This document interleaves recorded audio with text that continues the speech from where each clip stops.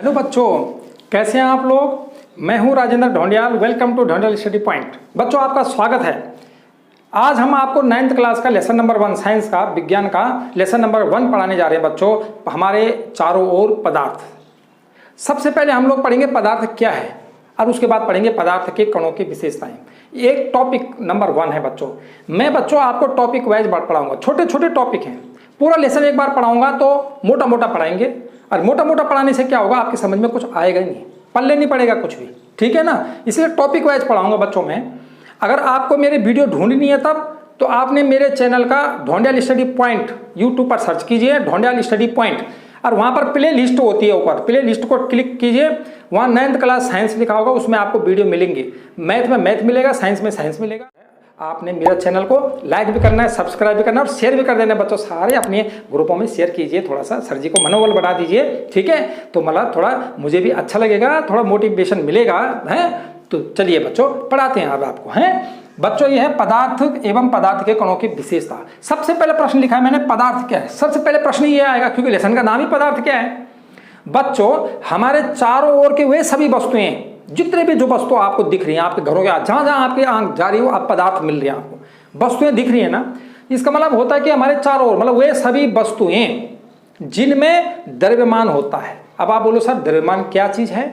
बच्चों, द्रव्यमान एक प्रकार का भार समझो आप, है ना। वैसे भार में द्रव्यमान में फर्क होता है। जब आप डिफरेंस करोगे, हम आगे चैप्टरों में पढ़ेंगे तो हम द्रव्यमान भार में थोड़ा अंतर होता है ना। गुरुत्वीय बल की मल्टीप्लाई होती है, उसमें तो थोड़ा अंतर होता है। लेकिन आप यहाँ पर समझो कि इसका मतलब द्रव्यमान माने भार, वजन।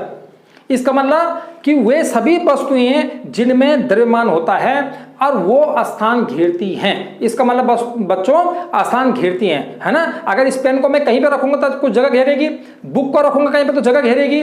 अगर आपके घर में कटोरी हो, गिलास हो, कुछ भी हो, चेयर हो, कुछ भी हो, मतलब आगे टेबल हो, है ना, आप जहां पर भी रखोगे वो कुछ ना कुछ जगह घेरेगी ना। इसका मतलब एक तो जगह घेरती हो और दूसरा उसमें द्रव्यमान हो, द्रव्यमान माना वजन हो उसमें, ठीक है। तो वो आप उसको बोलोगे ये पदार्थ है। अब जितने भी चीज आप अपने आसपास देखोगे सब पदार्थ नजर आ रहे होंगे ना। तो सारे पदार्थ है, तो पदार्थ कौन नहीं है। हाँ, ये सही प्रश्न है बच्चों। पदार्थ कौन नहीं है। अगर मैं आपको बोलता हूँ खुशी, मैं आपको बोलता हूँ दुख, मैं आपको बोलता हूँ मतलब ये जो फीलिंग्स होती है ना, ये पदार्थ नहीं है ना। कि मतलब जो है गुस्सा हो गया, फिर मतलब ये मतलब जो हमारी जो फीलिंग होती है, जैसे हम स्मेल। अब एक होता है पदार्थ की स्मेल, इसका मतलब पदार्थ की जो गंध आ रही है हम तक, या उसकी महक आ रही है। तो अगर अगरबत्ती की महक आ रही है तो फिर वो तो जो है पदार्थ है, क्योंकि अगरबत्ती है सामने, अगरबत्ती के कण आते हैं। वो अगरबत्ती जब जलती है तो उसके कण जो है वो किसके साथ मिल जाते हैं, वायु के साथ, वो तो है पदार्थ। लेकिन सिर्फ महक बोलेंगे वो तो कोई, उसमें कोई हमको पता नहीं कि कौन से पदार्थ है, कुछ नहीं है। तो महक की महक जो है वो पदार्थ नहीं है। और बाकी आपके आसपास जो हमारी फीलिंग्स होती है ना, वो नहीं होती है पदार्थ, क्योंकि उसमें ना तो स्थान घेरने वाली बात होती है और ना तो उसमें जो है कोई मतलब वो होते हैं क्या, मतलब जो है ना तो स्थान घेरती है ना तो उसमें द्रव्यमान होता है, ठीक है बच्चों। तो ऐसा कुछ एग्जाम्पल होते हैं जो पदार्थ नहीं हो सकते, है ना। उसके बाद आता है मेरे बच्चों कि पदार्थ तो समझ गए कि सर आसपास के सारी वस्तुएं जिनमें द्रव्यमान होता है जो स्थान घेरती हैं। अब आता है कि पदार्थ बना किसका होता है। तो प्रश्न नंबर 2 में लिखा है पदार्थ किसका बना होता है। पदार्थ किस, ये जो हमारे वस्तुएं ये किस चीज की बनी होती है। आप बोलोगे सर मेज तो इसका बना हुआ है, ये लकड़ी का बना हुआ है, ये इसका, नहीं नहीं नहीं नहीं। इसका मतलब सबका मतलब है कि सारे पदार्थ जो होते हैं वो छोटे छोटे कणों से मिलकर के बने होते हैं। इसका मतलब स्मॉल पार्टिकल, छोटे छोटे कणों से मिलकर के पदार्थ बना होता है। कोई पदार्थ होता है उसमें छोटे छोटे कणों से मिल के तब वो पदार्थ बनता है। अब वो कण कितने होते हैं, एक छोटे से चीज में लाखों कण, छोटे छोटे कण मिलकर के वो पदार्थ बनता है। अगला प्रश्न है कि पदार्थ के कण कितने छोटे होते हैं, या हम पदार्थ के कणों को क्यों नहीं देख पाते। बच्चों, पदार्थ के कण कितने छोटे होते हैं। पदार्थ के कण अत्यधिक छोटे होते हैं। इसका जवाब ये, या पदार्थ के कणों को हम क्यों नहीं देख पाते, क्योंकि पदार्थ के कण अत्यधिक छोटे होते हैं। यहां तक कि हम इतने छोटे होते हैं कि हम कल्पना भी नहीं कर सकते। मतलब अगर आप सोचोगे कितना छोटा, मैं आपको बोलूंगी इस पेन का कितना छोटा टुकड़ा करोगे, आप बोलोगे बस इतना छोटा, जरा सा तो रह ही जाएगा, जरा सा।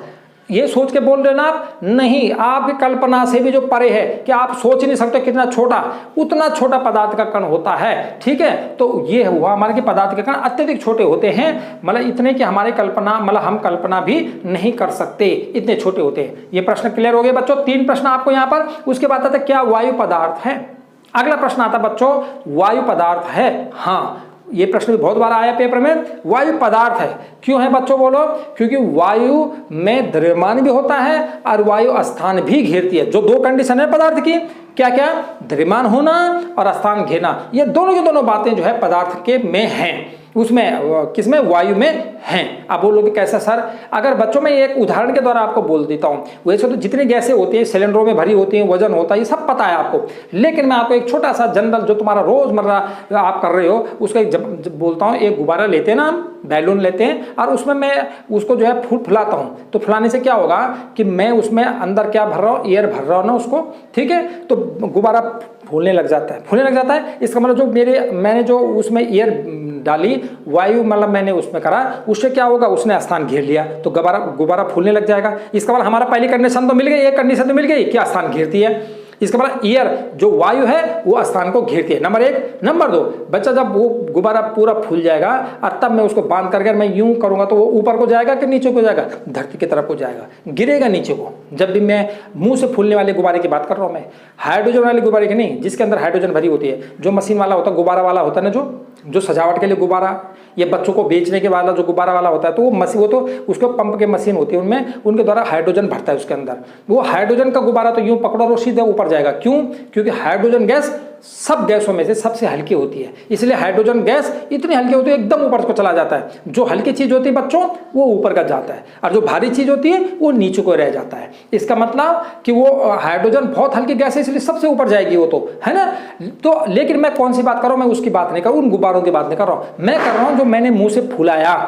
ठीक, तो मैंने मुंह से जो फुलाया उसमें मैंने एयर डाली, है ना, हाइड्रोजन तो नहीं डाला, एयर डाली। अब वो जो वायु डाली है मैंने, उस वायु में वो स्थान भी घेरा उसने, क्योंकि गुब्बारा फूलने का मतलब यही हुआ कि वो सारी जगह ले लेता है वायु। और उसके बाद जब मैं उसको यूं करूंगा, यूं गिराऊंगा तो वो नीचे को गिरेगा, वो ऊपर को नहीं जाएगा। अब नीचे को क्यों गिरा? क्योंकि उसमें भार आ गया, भार ज्यादा हो गया उसका, तभी तो नीचे को गिरा होगा। इसका मतलब वो नीचे को धरती की तरफ को जाता है। इसका मतलब हमारे आसपास की चीजों से उसका भार क्या हो गया? ज्यादा। इसका मतलब उसमें क्या होता है? द्रव्यमान भी होता है, एयर के कारण ही तो ऐसा हुआ, तो वो जो है भार भी उसमें है। इसका मतलब दोनों चीजें, द्रव्यमान भी है, स्थान भी घेरती है, इसलिए वायु क्या हुआ? वायु जो है पदार्थ है। बच्चों क्लियर हो गए ये बातें? उसके बाद आता है कि पदार्थ के कणों की विशेषताएं बताइए। बच्चों ये क्वेश्चन मोस्ट इंपोर्टेंट है, लगातार पेपर में आना इस क्वेश्चन ने, है ना।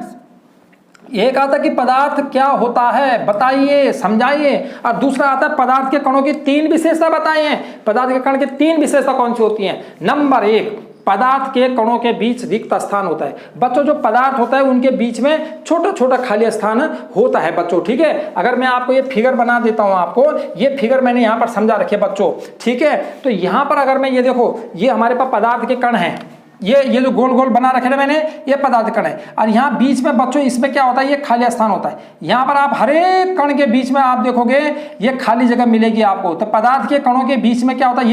ये जो खाली जगह है ना, ये है रिक्त स्थान। इसका मतलब पदार्थ के कणों के बीच में क्या होता है? रिक्त स्थान होता है। ये जो गोले गोले डाल रखे मैंने, ये गोल गोल गोल, ये पदार्थ के कण हैं। तो इसका मतलब पदार्थ के कणों के बीच में रिक्त स्थान होता है। दैनिक जीवन का एक एग्जाम्पल से समझ ले, तब समझ में हमारा अच्छा आएगा। बच्चों एक गिलास पानी लोगे आप ना, एक गिलास पानी लेते हो और आप उसमें नमक मिलाते हो या आप उसमें चीनी मिला देते हो। अच्छा, नमक मिलाओ चाहे चीनी मिलाओ, कुछ भी मिला दो, और आप घोलते हो उसको तो पूरा घुल जाते हैं ना। अगर आपने कांच का गिलास लिया तो कांच का गिलास पारदर्शी होता है, उसके आर पार देख सकते हैं। आप ऐसे देखोगे तो आपको क्या दिखाई देगा? आपको सिर्फ जो है ऐसा लगेगा सर पानी है। वो नमक कहाँ गया? चीनी कहाँ गया? वो तो गुम ही हो गया। बोलेंगे जी चीनी कहाँ गया? गोल चला गया। अरे नमक कहाँ गया? चला गया जी, हमें तो पानी पानी दिखाई दे रहा है। अच्छा, कैसे चला गया? लेकिन बच्चों इसका मतलब है वो गए नहीं, वो तो कहाँ होते हैं? उसी में होते हैं। इसका मतलब पानी के कणों के बीच में रिक्त स्थान होता है ना। पानी तो द्रव है, द्रव के कणों के बीच में ज्यादा रिक्त स्थान होता है। ठोस में कम होता है, द्रव में ज्यादा होता है, गैस में तो बहुत ही ज्यादा होता है। गैस के कण जितने दूर दूर होते हैं, ठीक है, और ठोस के कण बिल्कुल सटे होते हैं। द्रव्य के कण जो होते हैं वो थोड़ा सा ठोस से ज़रा दूर होते हैं, लेकिन गैस से कम होते हैं। तो बच्चों जो द्रव्य के कणों के बीच में, पानी के कणों के बीच में क्या खाली स्थान है, और नमक के कण जो होते हैं बहुत छोटे, कण तो सब छोटे ही होते हैं, और वो सारा पानी के कणों के बीच में अपने जगह भर देते हैं पूरा का पूरा।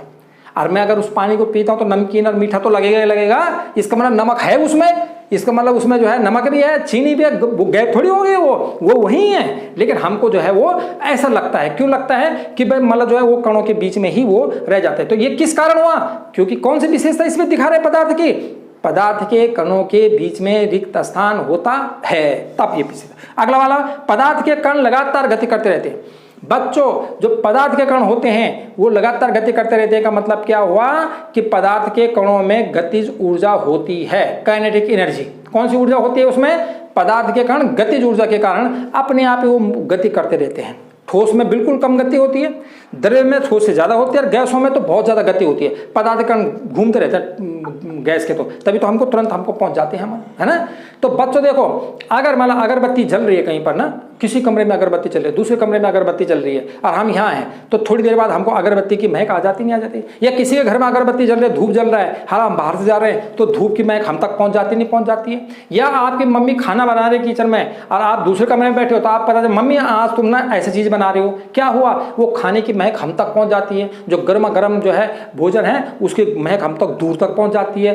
क्या कारण है, ये कारण यही है कि पदार्थ के कणों में गति होती है। बच्चों जैसे वो पदार्थ बन रहा होगा कहीं, है ना, या अगरबत्ती जल रही है, धूप जल रहा है, उसके कण अपने आप ही वायु के कणों के साथ मिल जाते हैं। इस प्रक्रिया को क्या बोलते हैं, विसरण। बच्चों इस प्रक्रिया का नाम है विसरण। विसरण की प्रक्रिया, डिफ्यूजन इंग्लिश में कहते हैं इसको, डिफ्यूजन। तो डिफ्यूजन के द्वारा वो जो पदार्थ के कण होते हैं वो स्वतः मिलना, स्वतः मतलब अपने आप मिल रहे हैं। वो वायु तो हर जगह है, हमारे आसपास हर जगह वायु है, और उसके साथ में वो पदार्थ के कण क्या हो जाते हैं, आपस में मिल जाते हैं। किस प्रक्रिया के द्वारा, विसरण के द्वारा।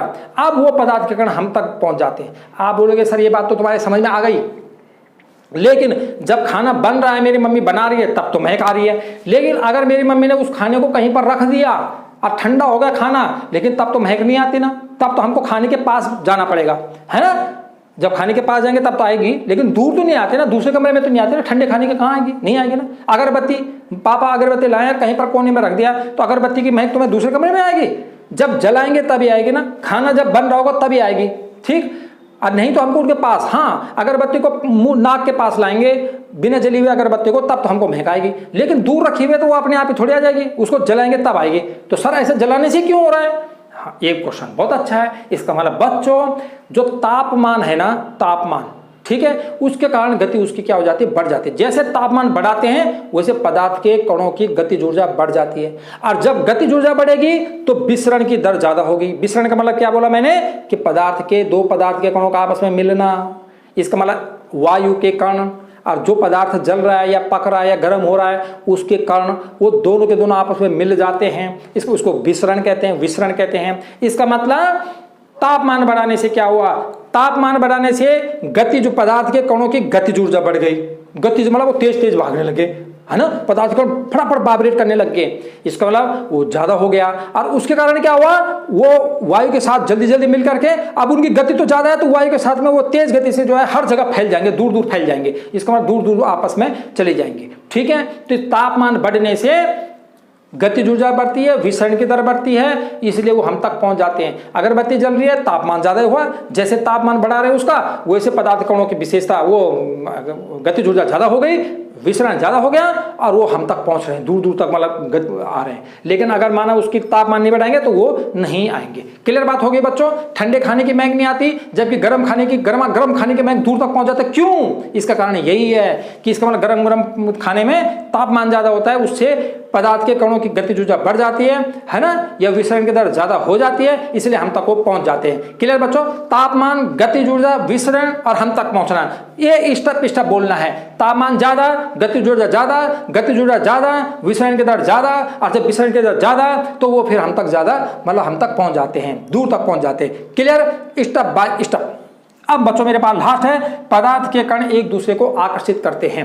जो पदार्थ के दो कण होते हैं ना, वो ये इसको खींच रहे, ये इसको खींच रहे, आपस में उनमें आकर्षण बल होता रहता है, एक दूसरे से छटे रहते हैं। ये पेन है, इसके पदार्थ के कण है, हम अलग अलग कर लेंगे इनको नहीं, क्योंकि इनके बीच में आकर्षण बल इतना तेज होता है कि हम तोड़ेंगे भी कुछ करेंगे, ये पदार्थ के कण को निकालने की कोशिश करेंगे, कुछ नहीं निकलेंगे ना। और जो चौक है, आपको चौक जो लिखने वाली चौक है, ब्लैक बोर्ड पे लिखते हैं बच्चों, उसका यूं पकड़ेंगे तो कण छोटे छोटे बारीक से कण हमने निकलने लग जाते हैं, उसमें कम रहता है उसकी अपेक्षा। लेकिन तो बच्चों ठोस जो होते हैं ना, उनमें लोहा है, लोहे के कण कोई निकाल देगा अलग अलग, पार्टिकल को अलग अलग कर लेगा? नहीं करेगा। क्यों? उनमें बहुत ज्यादा आकर्षण बल होता है। और जो द्रव होते हैं उनमें ठोस की अपेक्षा कम होता है, और गैसों में बिल्कुल नहीं होता। क्यों? जितना दूर ज्यादा होंगे उतना जो है आकर्षण बल क्या होगा? कम। जितना पास होंगे उतना आकर्षण बल क्या होगा? ज्यादा। बच्चों जो ठोस के कण होते हैं ना, वो बिल्कुल ही पास होते हैं। इसका मतलब हम अगर ठोस के कण देखेंगे तो बच्चों ठोस के कण जो है ऐसे होते हैं, एक दूसरे से सटे होते हैं। इसमें हमारे पास रिक्त स्थान बहुत कम होता है। जब रिक्त स्थान कम होता है, रिक्त स्थान, और जो द्रव्य होते हैं उसके कण थोड़ा सा दूर होते हैं ठोस की अपेक्षा। और जो हमारे पास गैस होता है, गैस के कण तो बस ऐसे होते हैं। इसका मतलब ये गैस हुआ, ये हमारे पास जो है द्रव हुआ, और ये हमारे पास ठोस हुआ। तो अब आप लगा लो कि इसमें ये जो ये वाला है, ये जितना पास होंगे आकर्षण बल ज्यादा, इसमें इस वाले में इससे तो ज्यादा, ठोस से ज्यादा लेकिन द्रव्य से कम। और गैस वाले में तो दूर है, तो ये इसको खींच नहीं पाएगा, इसमें आकर्षण बल होता ही नहीं है। इसका मतलब होता तो है, बहुत कम होता है, ना मात्र का, नगण्य जिसे कहते हैं। ठीक है, तो सबसे ज्यादा आकर्षण बल किसमें होता है? ठोस में। फिर किसमें होता है? द्रव में। फिर किसमें होता है? गैस में।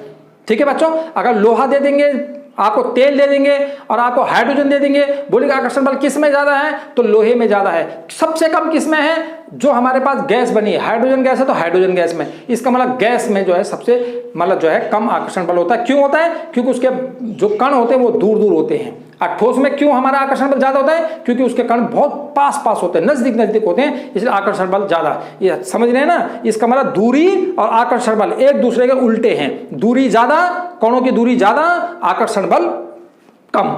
और अगर कण पास तो आकर्षण बल ज्यादा। तो ये आपने ध्यान देना अच्छी तरह से बच्चों, ये आपके समझ में आ गया होगा। अभी आकर्षण बल ज्यादा क्यों होता है, इसका एक और उदाहरण बताता हूं मैं आकर्षण बल से।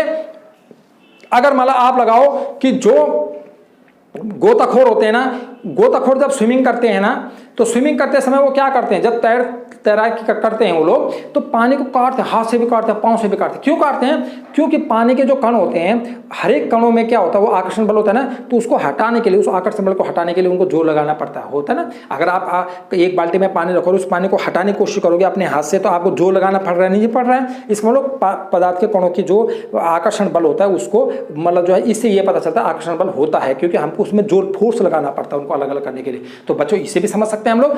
3 विशेषता पदार्थ कणों की आता है बहुत बार क्वेश्चन। पदार्थ के कण क्या है? पदार्थ किसका बना होता है? विशेषता लिखिए। विशेषता तो बहुत ही बार आती है। 3 विशेषता याद कर देना बेटा। नंबर 1 मेरे साथ साथ याद हो जाएगी। तो भाई नंबर 1 क्या बोला?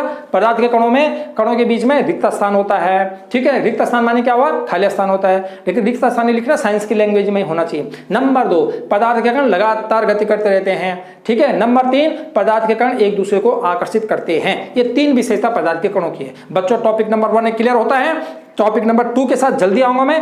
टॉपिक वाइज पढ़ोगे तो आपको बेस्ट से बेस्ट समझ में आएगा मेरे बच्चों। ठीक है, बस आपने क्या करना है कि हमारे जो ढोंडियाल स्टडी पॉइंट है वहां पर आप जाएंगे और वहां पर प्ले लिस्ट देख लेंगे। आपको पहला टॉपिक 1 टॉपिक 2 ऐसे वीडियो आपको मिलते रहेंगे, है ना। और प्लीज कीप वॉचिंग। ठीक है, थैंक यू।